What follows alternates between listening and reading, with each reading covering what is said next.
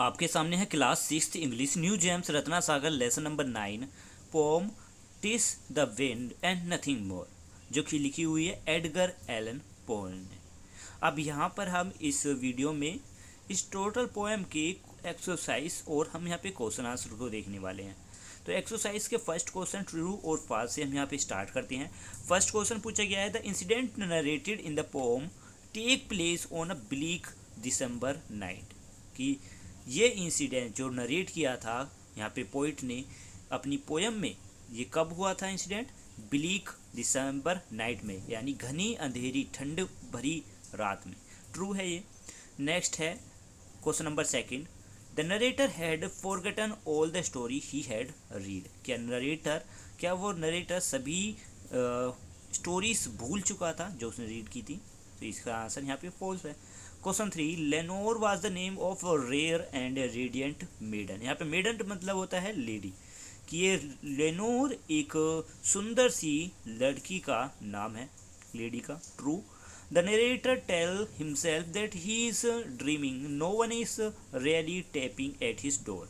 तो यहाँ पे हमारे लास्ट से सेकंड लास्ट पैराग्राफ में आया था ये लाइन, कि जिसमें नरेटर अपने आप को ये विश्वास दिलाने की कोशिश कर रहा है, अपने डर को कम करने की, कि वो शायद सपना देख रहा है जिससे कि उसका डर कम हो सके, कि कोई भी उसके डोर पर टैप नहीं कर रहा है। तो इसलिए हमने यहाँ पे भी ट्रू लिखा है। Question 5, we don't know whether it was the wind or something or someone else who are tapping at the door, यानी हम नहीं जानते कि ये कौन था, क्योंकि हमें पोएम में भी नहीं पता चला कि आखिर टैप कौन कर रहा था, इसलिए हमने इसमें भी ट्रू किया है। Question B, read the sentence and answer this question. Question first में एक लाइन दी हुई है, while I noted nearly napping suddenly there came a tapping. अब क्वेश्चन है, what was the narrator doing before he nearly fall asleep, यानी लगभग सोने से पहले नरेटर कर क्या रहे थे? Before he nearly feel asleep, जब तक उन्हें नींद नहीं आ रही थी, नींद महसूस हो रही थी, उससे पहले narrator was thinking about some of strange and forgotten story he had read early. अब जो उन्होंने अभी अभी कुछ अजीब सी कहानियाँ पढ़ी थी, ठीक है, जो अजीब सी कहानियाँ पढ़ी थी, चीज़ें शायद वो भूल गए थे, उन्हें पढ़ याद करने की वो कोशिश कर रहे थे, उनके बारे में ही सोच रहे थे जो कुछ ही समय पहले अभी अभी उन्हें पढ़ी है। Question B, what did the narrator think when he heard the tapping on the door, कि नरेटर ने को क्या लगा कि जब किसी ने उसके दरवाजे पर टैपिंग की, यानी दरवाजे को खटखटाया। When the narrator heard the tapping on the door he thought it must be a visitor. Question second, eagerly I wish the morrow, vainly I had sought to borrow from my book suitcase of sorrow। Question है, what did the narrator shout from his book, कि narrator book से के ज़रिए क्या करना कोशिश कर रहा था, क्या ख़त्म करने की कोशिश कर रहे थे? तो यहाँ पे है, the narrator had sought an end to his sorrow from his book, कि अपनी बुक की मदद से वो अपने दुख को कोशिश कर रहे थे कि उसका दुख खत्म हो जाए, मतलब वो अपने ध्यान को मोड़ने की कोशिश कर रहे थे बुक के ज़रिए अपनी वाइफ से। Question B, what was the reason for the narrator's sorrow, कि नरेटर के दुख का क्या कारण था?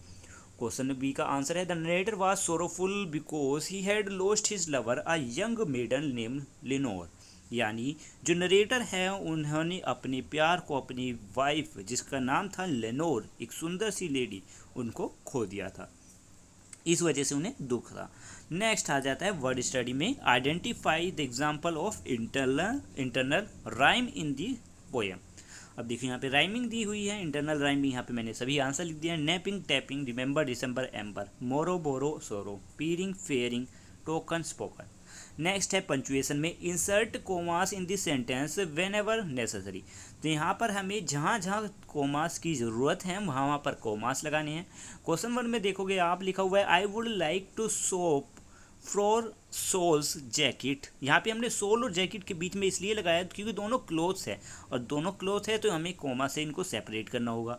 और नेक्स्ट में हमने आर्ट फैक्ट और वैन के बीच में फिर से कोमा लगाया, क्योंकि यहाँ पर वैन से सेकंड लाइन स्टार्ट हो जाती है। इस तरीके से भी हमने नेक्स्ट में लिखा है, जिसमें कोमास हमने विच बीच और विच के बीच में लगाया, क्योंकि यहाँ पे दो सेंटेंस सेपरेट हो जाते हैं, 2 सेंटेंसेस बन जाते हैं। अब इसी तरीके से सारे आंसर यहाँ पे आप देख ही सकते हैं कि हमने कहाँ का क्वेश्चन लगाया। क्वेश्चन 3 में सिंग पोस्ट और टर्न के बीच में। नेक्स्ट क्वेश्चन नंबर 4 में हम देखेंगे सरप्राइज और जेना की, इसके बीच में यहाँ पे कोमा लगेगा।